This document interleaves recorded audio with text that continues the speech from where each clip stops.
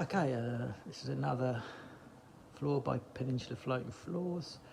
This is the first for me. It's a rustic spotted gum. We've not had it long. It's the first install, and well, take a look. It's bloody beautiful. It's a bit mad, but it's beautiful.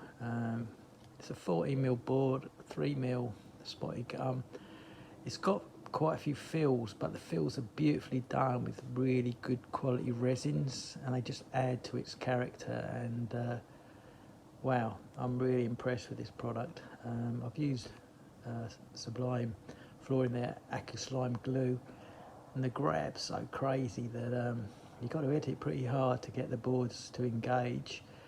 But it was all worth it, and yeah, even though my elbow, I'll probably have to get a new elbow joint because my tennis elbow is killing me. But yeah, it was worth it. So let's have a look. So this is my friend who's renovating his house. Just bought him Mount Eliza.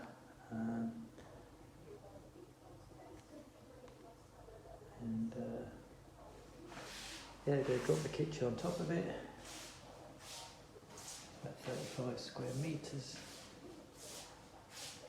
There's a little hallway there. It's probably 40% of the work, doing all the undercuts and faffing around with halls. But have a look at that. And I love it. Absolutely love it. Beats any kind of boring plain spotted gum or black butt.